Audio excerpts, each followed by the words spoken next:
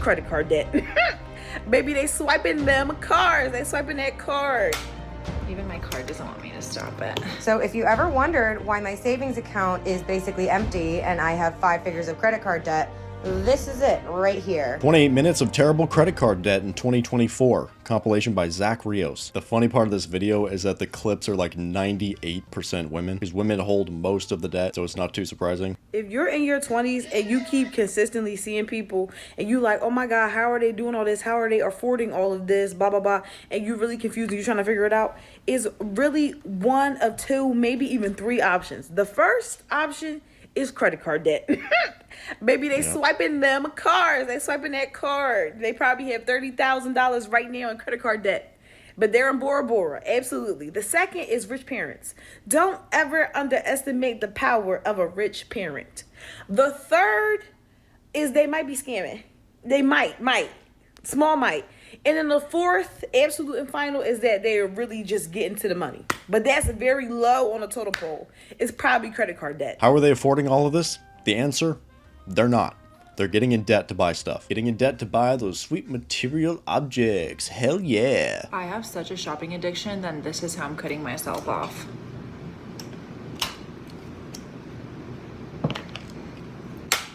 Even my card doesn't want me to stop it.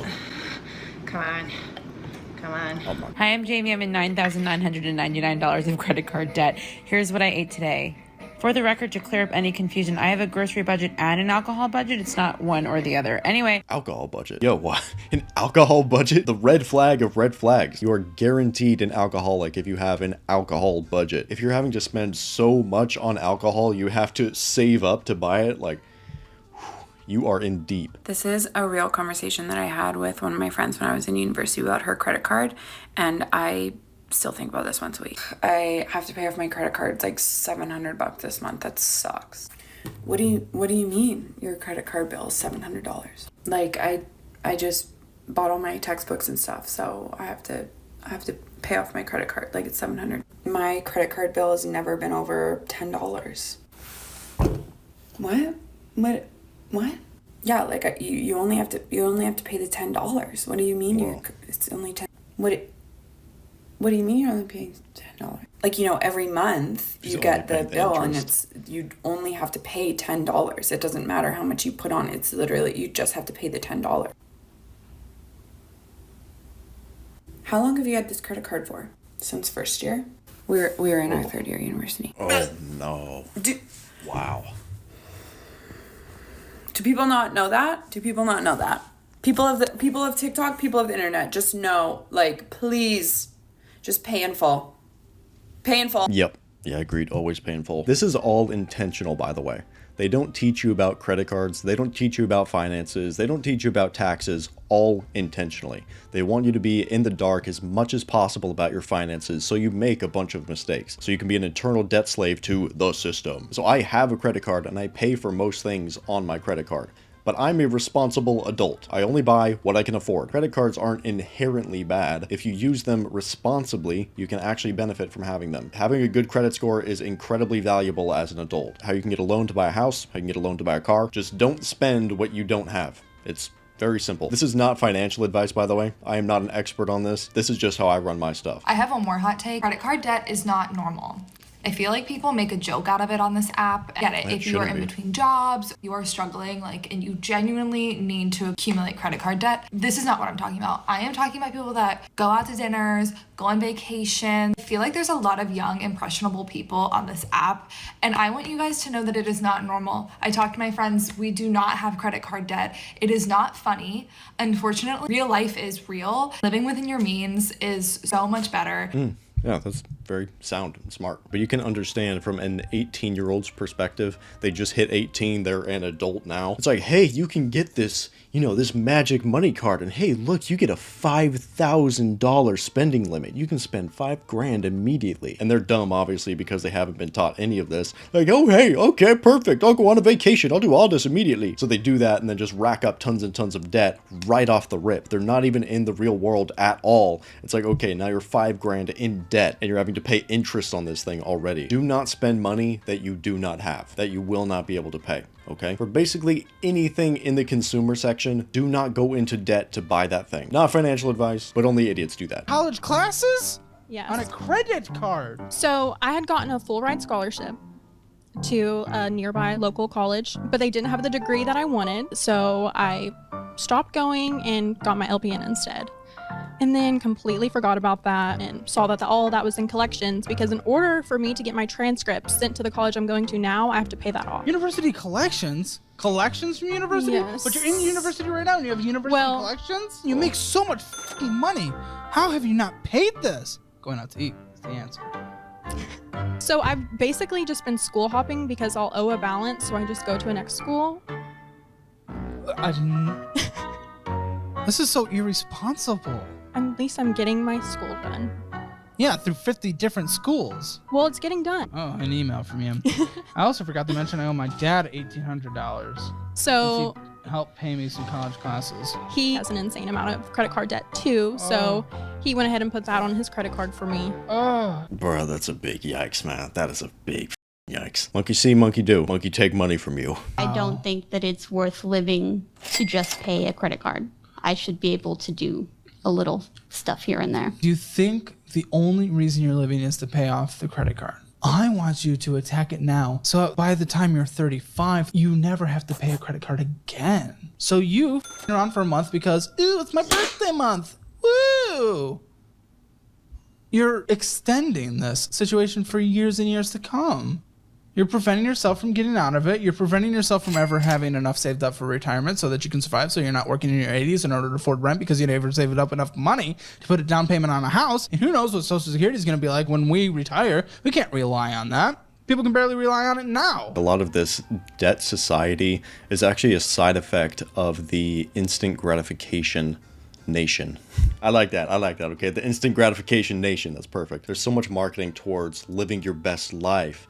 There's so much marketing on Instagram showing people the different lifestyles you can have. And again, especially for women, they see their entire friend group going on different trips. They're in the Maldives, they're in Hawaii, they're in India. She's in Antarctica, but she's a little bit weird. Oh, she just got the new bag. She just got the new car. And this isn't just exclusively a woman thing. This is a people thing to an extent, but they get this sense of FOMO, you know, the fear of missing out. Like they're missing out on a bigger lifestyle because they are not participating in this. And obviously not everyone can afford this type of lifestyle because it's expensive. So what do?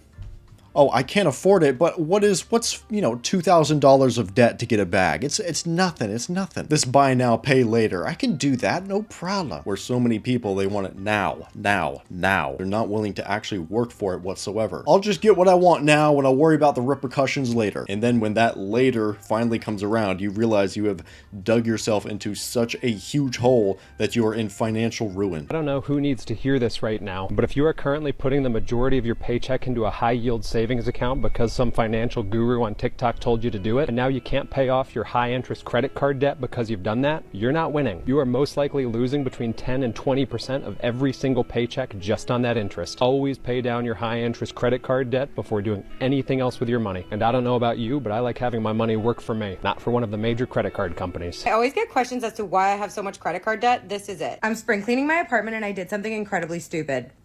I must be a masochistic little idiot because I realized that I am literally the woman who lived in her shoes. I counted and there are 60 pairs. It takes up literally the entire area space of my bedroom floor. And for reference, this is about 6 feet right here. This area, it's like 6 feet across. So if you ever wondered why my savings account is basically empty and I have 5 figures of credit card debt, this is it right here. So this is what 60 pairs of shoes look like. And shamefully, I think only like 5 of these pairs are under $300. Okay, let's say under 200. That one, that one, that one, that one, and that one. Those are the only pairs that are under $200. Oh, and then my Birkenstocks back there too. Whoa. Oh, and my Bass loafers right there. But everything else is over $200. Most of them are over $500. Almost all of them look the same. To me, there's basically like 8 to 10 different pairs. Like, look at all those tall boots in the background. How many tall boots do you need? But this is insane. This is so much way over the top. Especially to get into debt over something like this. That Instagram algorithm must be hitting insanely hard, showing you the exact things that you want. So in today's video, we're going to dig into some of that materialism side of that too, and just how materialistic the Western world has become. Instagram is way underrated in this. So women in general are bigger consumers than men, and they're going to spend more time on Instagram. Instagram gets all your data, feeds you the exact perfect product that they know you are going to buy, and they just do it over and over. So they become addicted to the app, and then they become addicted to the materialism. Okay, I wanted to answer this question about how I got into $15,000 worth of credit card debt because I've been getting it a lot. I feel like some people are going to be like, this is basic knowledge, but to me, it wasn't basic knowledge, which is why I wish someone drilled this into my brain and I actually listened. The first is I had zero financial literacy at all. My family never talked about money. I come from a super poor single mom family, and money just wasn't ever talked about because we had none of it. And I never took any classes in high school that taught you about finances. I don't even know if there were any. The next is that I always considered my available credit as money that I could spend or money that I had. I distinctly remember buying like a laptop and furniture because I was like, oh, I don't have the money on my debit card, but I have it on my credit card so I can spend it. Which looking back is ridiculous, but back then it felt like free money. I always only paid the minimum payments on my credit cards. Whether it was like $100 or $25, I was like, okay, as long as I do that, I'm fine. When it really clicked for me was when my financial advisor told me that if I continued paying $150 on each card, it would take me 9 years and $17,000 worth of pure interest to pay it off. It would cost me $17,000. But if I increased my payments to $350 and $450, it would take me 1 year and it would only cost me $3,000 in interest, which is so much of a difference. And that's when I was like, okay, I need to get my shit together. Another is that I always increased my credit card limits when I was offered it, which is basically just a big trick because they know you're gonna f up. So I'd increase the limit, spend all the way up until that new limit, and then I just maxed out more money. And the last one is I just swiped carelessly. I never cared what I spent it on. I just always spent money on it because to me, it was just money that I had, even though it was not money I had. I can't believe I'm even admitting this stuff because looking back, it feels so dumb. Even to my financial advisor, I was so embarrassed to tell him this. And I'm absolutely certain that some of the reactions I'm gonna get are not gonna be kind, but I think there needs to be way more financial transparency around people who don't know about money like me. I'm 25 years old, I work a corporate job, and I'm working on paying down my debt. I've got the $15,000 down to $11,000, and I'm working really hard on getting it down to $0. Cool. Okay. Well, good for you. At least she's working on it. And I actually agree with her. I think there should absolutely be classes about financial literacy, because I was homeschooled, but still, I was never taught about any of this stuff. But that's why the internet is so amazing. If you're wanting more information about financial literacy, I would recommend Graham Stephan. That's where I learned a lot of my stuff from. And really, at the end of the day, this stuff is not very difficult, actually. If you just adhere to a few core principles, it's quite simple, actually. It's just learning what those principles are. Keeping you in the dark about this stuff is intentional. They want you to be a debt slave for the rest of your life. You guys, I literally cannot make this up. Chase just increased my credit limit again. From $23,200 to $26,700, which makes my total overall credit limit $43,000. And this is so predatory because they act like they just did you a service. They're like, oh my God, like you have so much extra money now. They're like, this means you have more purchasing power when planning your next vacation or making home improvements.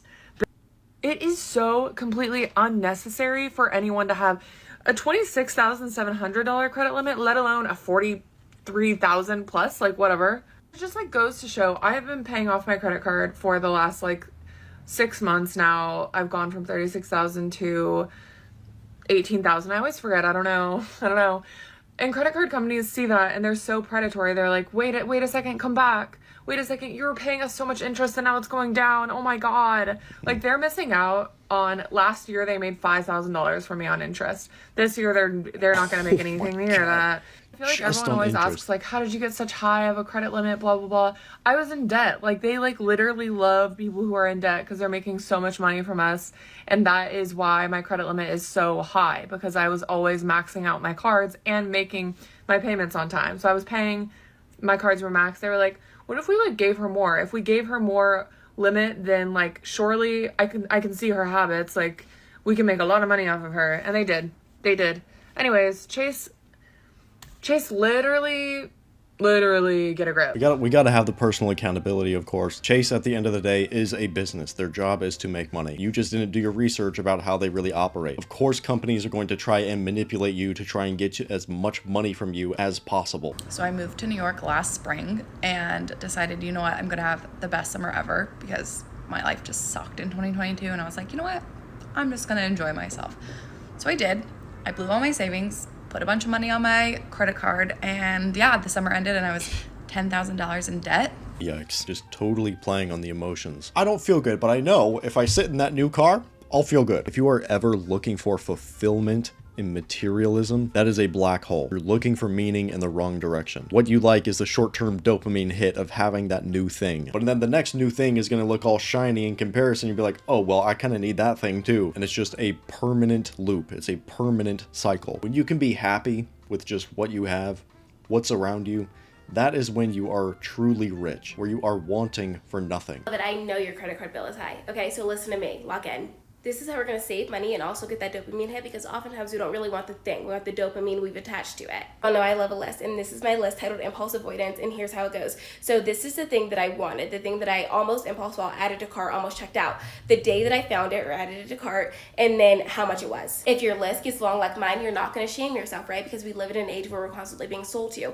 That is not your fault, but it is your responsibility to make sure you keep yourself in track for your financial goals. At the end of the month, my date here is wrong, you're gonna add up this entire column of everything it would have cost. This month alone, and the month is not over, I almost impulse bought $750 worth of stuff. So at the end of the month, whatever my number adds up to, I'm gonna divide it in half. Half is gonna go into savings, half I'm gonna do whatever I want with. Half is important because you're honoring your commitment to save and then also rewarding yourself for that. And that is where the dopamine hit comes from. That's not that bad of an idea. At least she is saving, because most people don't have much savings, but still, you're spending a lot of money on things you don't essentially need. Helping my wife pay off all her debt in under 2 years. Her car, $27K in 7 months. Her credit cards, $13K in 5 months. Her student loans, $20K in 5 months. In total, $60K in 17 months. The hustle paid off. So one, being in a relationship with a girl that has tons and tons of debt is a red flag. It definitely is. If you really love this girl and you see a future with her, where do you think that debt is going to go? Who do you think is going to be responsible for that at the end of the day? Like, seriously. If you are her man, she's going to expect you to help her pay it off. But on top of that, it means she is not financially responsible, or just responsible, period, because that's crazy amounts of debt. And for the bros watching, you do not have a backup plan like this. There will not be someone that is coming to save you. Women have this option of getting with a guy that has money. It's like, oh honey, I have 50K in debt. I wish someone would help me pay it off. You don't have that, unless you're some Chad and you can get with a sugar mama, okay? You don't have this, which is why you have to be responsible. We don't have a safety net. No one's coming to save us. Don't know, my husband and I are $50,000 in credit card debt, and here's why we won't file for bankruptcy.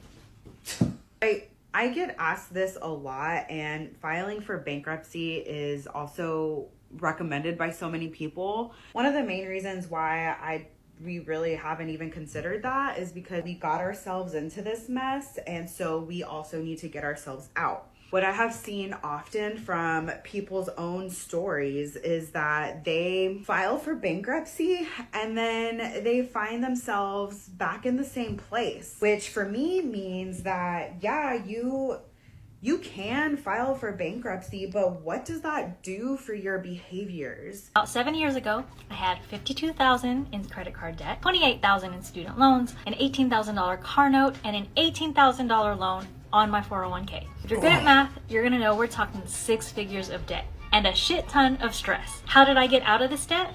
Well, I can't really give a straightforward answer because it was a mix of accidental smart money decisions and luck. This was before my financial literacy era when I actually learned how to manage money. So just assume I didn't know shit.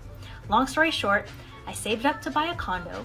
It went up in value by 40% in 3 years, and I sold it for $210,000 of profit without having to pay any capital gains taxes. I just paid off over $13,000 in credit card debt without saving money or changing my lifestyle one bit. How did I rack up $13,000 in debt, you ask? I almost bought a house in 2022, and that got me a few grand in debt. That fell through, and I moved into an apartment that was 3x my previous rent. And I didn't change my spending habits, literally at all. Lol. Now, how TF did I pay all that off without cutting back or saving money?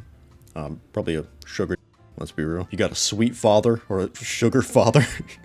You can't say the actual thing on YouTube. One word. TikTok. I've made the most money from these 3 things. Amazon storefront, brand deals, creator fund. You guys don't worry about getting tens of thousands of dollars into debt. Just become a TikToker like me. I swear to God, it's the best deal ever. I have $6,300 in minimum payments. minimum You heard that payments. right. $63.40-ish net take home, Wow. minus the 2 months of the year that I get an extra paycheck. $6,300 out. 44 loans. 44. You heard that correct. Down from 45. I paid one off last week, and that was fun. It freed up $50 a month. Heck yeah. And this week, I had to make some hard decisions, and I let 2 credit cards get put into hardship, and one, they closed the account, but they're going to allow me to have an interest-free 60-month loan, and I can pay them back whenever I want. And how does one acquire 44 loans? Carefully. Just joking. Life. Custody, divorce, gambling addiction, depression. Yikes. Life Red happens. flag. How does one accumulate so much debt? Red flags. This is how you get within the grips of the system, okay? 2 things they immediately try and get you on when you were 18. They try and get you in credit card debt and into student loan debt. All right, look at this right here. The average student borrower takes 20 years to pay off their student loan debt. 43% of borrowers are on the standard 10 years or less plan with the fixed payments. Some professional graduates take over 45 years to repay their student loans. And this is a decision that you're making in your early 20s or at 18, being potentially hundreds of thousands of dollars in debt. Getting into debt just so you can potentially get in the workforce. It's a broken system, and I won't get into the whole college side of it, but generally I don't believe in going into college either. If you're going into STEM and you really know what you want to do, okay, that's probably fine. But generally, I would recommend for young men especially to go into a trade school. It doesn't take nearly as long to get one, and you get an actual real-world skill. So boom, right off the bat, you are immediately locked into loans. And let's just take that 20 years. So you get into student loan debt at 20 years old. 20 years later, you're about 40, okay? Maybe you're 35, you're 40-ish. What do people usually like doing around that time in their life? Any guess? Buying a house. So boom, you're in a constant state of having to pay off debt for your entire life. And houses are even worse. You know, people usually get, let's just look that up, and people generally get a 30-year mortgage. So if you are living this, you know, average life, going to school, growing up, you go to college, and then you buy a house, you are in debt for potentially 50 years of your entire life is just paying off debt. This is especially for the young people watching. Try and avoid big things like this for almost as long as you can. Do not burden yourself with unnecessary things. Do not go out and buy that brand new 2024 Mustang when you're working at Subway. Just avoid these huge traps. You know, at the end of the day, none of this is financial advice. And that's it for today's video. Thanks for watching. Be sure to like, subscribe, stay on the path of progress, and I'll see you guys later.